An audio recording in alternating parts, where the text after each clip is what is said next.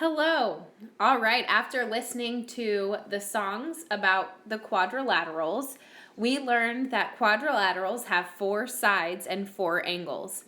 And if we were to add up each of the angles inside of a quadrilateral, you would get 360 degrees. So if you look at our vocabulary terms in the top right-hand corner, we are studying trapezoids, parallelograms, rhombuses, and kites. And this is a great page 428 in your workbook, to give you information about each of these quadrilaterals to help you out with our homework. So if you look, parallelograms have 4 sides and 2 pairs of opposite sides are parallel. So if you look at the opposite sides here, the word parallel means they will never intersect. They will never cross. So these 2 sides could go on forever and never cross, as well as these 2 sides. Those are also parallel sides, hence the name parallelogram. A rhombus has 2 pairs of opposite sides that are parallel, and each of the sides are equal in a rhombus. A rectangle has 4 sides and 2 pairs of opposite sides, and there are 4 right angles inside of a rectangle.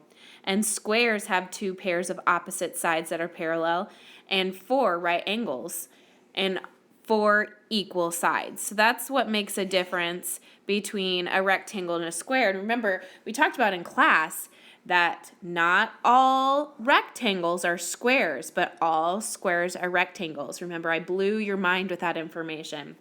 And then it also talks about kites.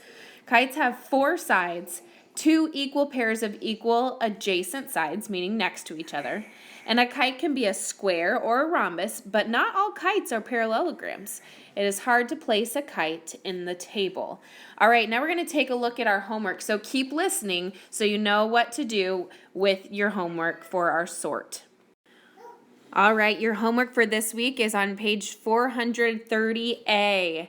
And what you're going to do is you're going to cut out each of these shapes and you're going to classify them as one of the 4 types of quadrilaterals we talked about.